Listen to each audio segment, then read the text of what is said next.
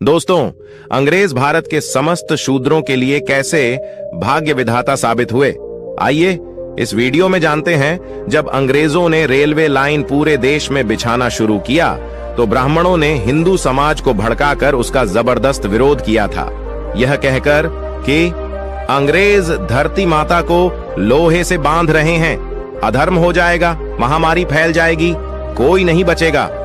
कई जगहों पर दिन में लाइन बिछाई जाती थी और रात को उखड़वा दी जाती थी।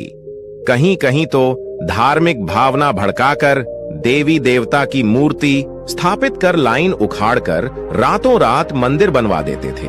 यदि आपको इसका आज भी प्रमाण देखना है तो गाजीपुर जिले में दिल्ली कोलकाता रूट पर दिलदार नगर जंक्शन स्टेशन पर उखाड़ी लाइन पर ही शायर माई का रातों रात मंदिर बनवा दिया था।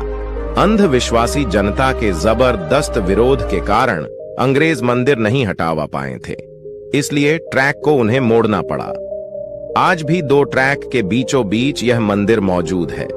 ब्राह्मणों ने रेलवे का विरोध इसलिए किया था कि हम लोग शूद्र के साथ नहीं बैठ सकते हैं, पृथ्वी पर अधर्म हो जाएगा। हम लोगों के लिए अलग बोगी, नहीं तो डब्बे में ही अलग से ऊंची सीट ब्राह्मणों के लिए बनाना पड़ेगा, तभी हिंदू धर्म की पवित्रता बनी रहेगी। ब्राह्मणों के विरोध के बावजूद अंग्रेजों ने रेलवे के रूप में बहुत बड़ा उपक्रम भारतीयों को दिया, एक नरबली, जो कि शूद्रों की दी जाती थी।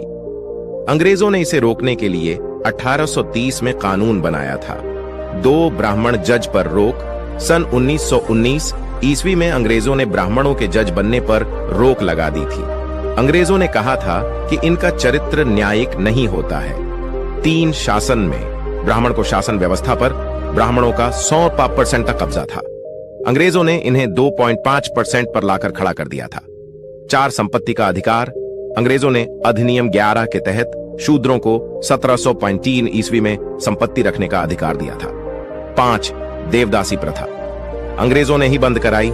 इस प्रथा में यह होता था कि शूद्र समाज की लड़कियां मंदिरों में देवदासी के रूप में रहती थीं। पंडा पुजारी उनके साथ छोटी उम्र में बलात्कार करना शुरू कर देते थे और उनसे जो बच्चा पैदा होता था उसे हरिजन कहते थे।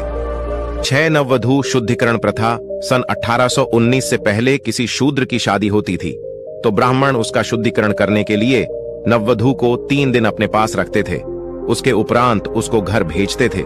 इस प्रथा को अंग्रेजों ने 1819 ईस्वी में बंद करवाया। 7 चरक पूजा अंग्रेजों ने 1868 ईस्वी में बंद कराई। इसमें यह होता था कि कोई पुल या भवन बनने पर शूद्रों की बलि दी जाती थी। 8 गंगादान प्रथा। शूद्रों के पहले लड़के को ब्राह्मण गंगा में दान करवा दिया करते थे, क्योंकि वह जानते थे कि पहला बच्चा हृष्ट पुष्ट होता है, इसीलिए उसको गंगा में दान करवा दिया करते थे। अंग्रेजों ने इस प्रथा को रोकने के लिए 1835 में एक कानून बनाया था। 9 कुर्सी का अधिकार शूद्रों को अंग्रेजों ने 1835 ईस्वी में कुर्सी पर बैठने का अधिकार दिया था। इससे पहले शूद्र कुर्सी पर नहीं बैठ सकते थे। 10 शिक्षा का अधिकार अंग्रेजों ने सबके लिए शिक्षा का दरवाजा खोले। पहले शूद्र जातियों, आज की ओबीसी, एससी, एसटी व सभी वर्ण की महिलाओं को पढ़ने का अधिकार नहीं था। 11 सरकारी सेवाओं में प्रतिनिधित्व। अंग्रेजों ने शूद्र वर्ण की जातियों को सरकारी सेवाओं में गवर्नमेंट ऑफ इंडिया एक्ट के माध्यम से प्रतिनिधित्व देने की व्यवस्था किया।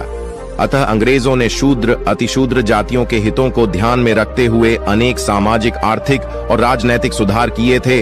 First India act, second India act, अंत में संविधान को बनवाने में अंग्रेजों की काफी अहम भूमिका रही थी। महात्मा ज्योतिबा फुले ने तो यहां तक कह दिया था कि शूद्र अतिशूद्र के लिए अंग्रेज भगवान बनकर आए हैं। दोस्तों, अगर वीडियो पसंद आया हो तो चैनल को सब्सक्राइब कर दे और लाइक कर दे और शेयर करें। आपका दिन शुभ हो। जय भीम।